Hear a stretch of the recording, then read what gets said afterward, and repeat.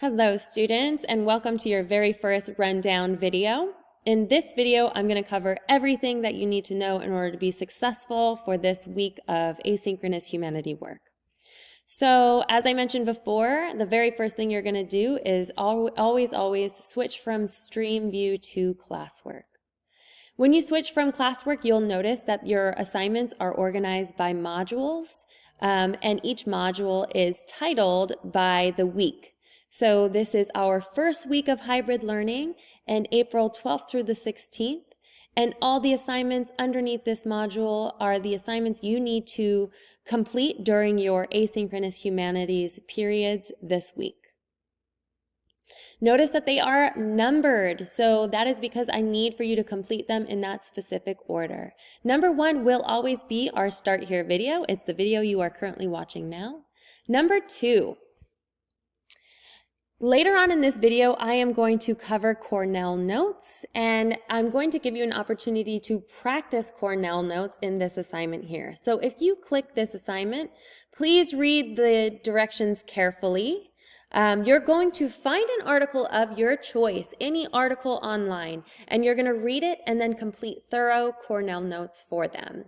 Now, you may choose an article from some website that you're familiar with, maybe an article you've previously read, or you can choose an article from this website. I've linked a website with over 100 really solid articles that you could use to complete this assignment. It must be, however, appropriate for your reading level. So let's not do Cornell notes on an article that's 2 paragraphs long, right? It needs to be long enough and informative enough to glean a solid page of notes from. And lastly, you're going to complete your Cornell notes using the document linked below. This document is Cornell notes. So it's just a very familiar template, a blank template. If you need to, you can read the directions, of course. But don't forget to place the title of the article and the author, and then, of course, the URL or the link to the article that you found. You're going to complete these Cornell notes in there. You're going to complete these Cornell notes and then submit them. Then you're ready to go on to number 3. Number 3 is another tutorial video. In this video, I cover how to do mind maps. So watch that video and listen very carefully. Maybe take some notes down so that you are prepared to approach number 4. Very much like the Cornell notes, I am giving you an opportunity in this assignment to practice mind maps. So read the instructions very carefully. You're going to select an article of your choice. Again, you can use the website that I've linked here for you or find some other article out there. But you're going to complete a mind map using that article of choice. Here's how this assignment is different. Mind maps are typically done with paper and pen. And so instead of a document, what I need for you to do is complete your mind map on a sheet of paper, blank paper or lined paper.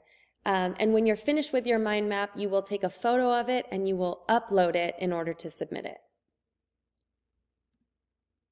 So that's it. Those are the 4 assignments that you have to do before Friday at midnight. Make sure that you are logging in to Google Classroom at the correct times every single day and spending the full hour working on this humanities work to ensure that it is complete by 12:59 on Friday night.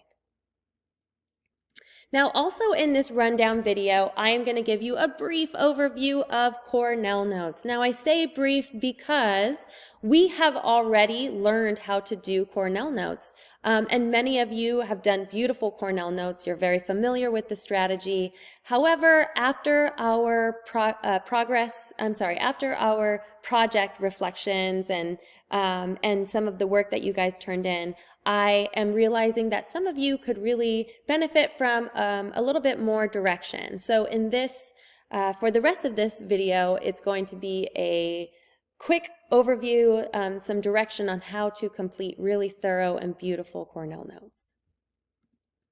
So Cornell notes are a strategy of note-taking that is really good for organizing main ideas and supporting details.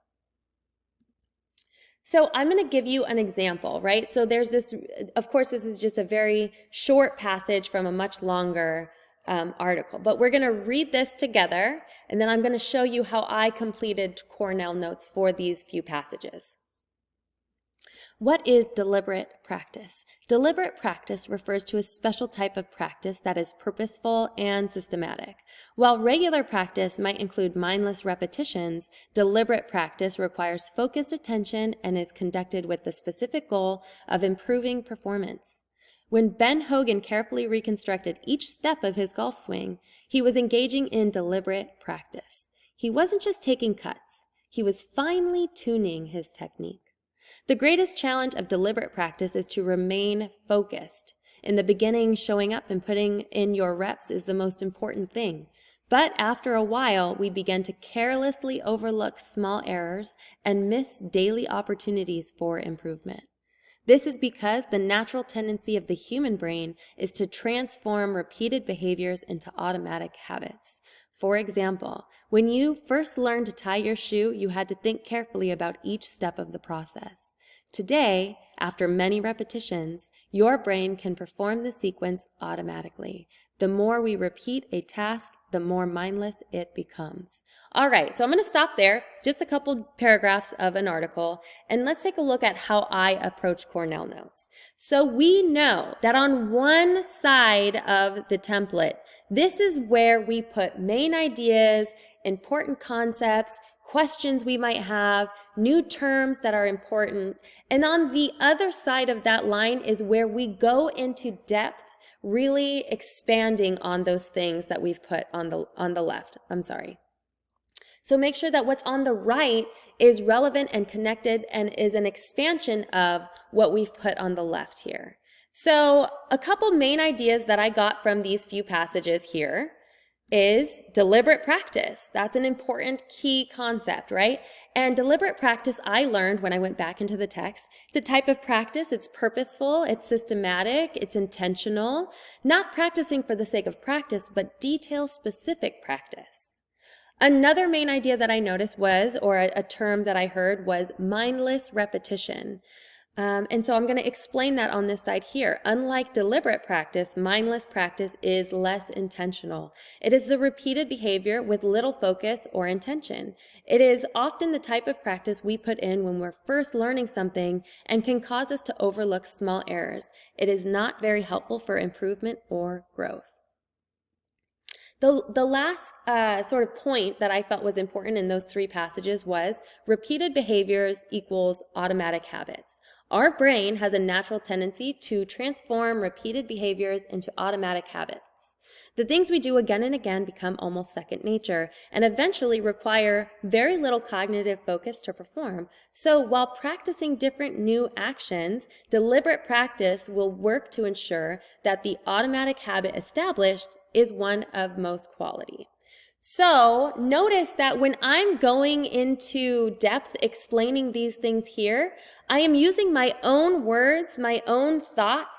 Yes, I might pull from the text, and you'll notice that some of these words or phrases are probably borrowed from the text, absolutely, but I'm expanding on what's in the text using my own words. Okay? And then, of course, at the very bottom, once you've completed your Cornell notes, you will write a comprehensive summary of the whole text. So that is Cornell notes in a nutshell.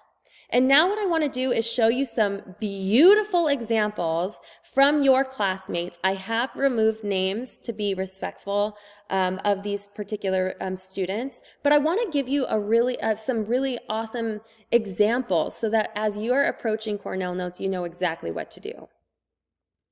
So this is one from our Unmasked project. I just thought it was so beautiful. It was so thorough, so in depth. Their explanations really reflective and thorough. I will say that the summary is a little sparse here, so I'm expecting some not only just really thorough notes throughout, but also the summary needs to be just as thorough and reflective. Here's another very beautiful example of Cornell notes. So again, main ideas, quotes from the text, key points, important phrases, and then we're going to expand on those on this side. And then a nice thorough summary at the bottom. So that is Cornell notes. And that is how you will complete that second assignment on your Google Classroom. If you do have questions, of course, reach out, and you know that I have office hours on Tuesdays and Fridays. So feel free to hop into office hours if you want to workshop this together. I'd be happy to help you. But otherwise, good luck. And again, reach out with questions.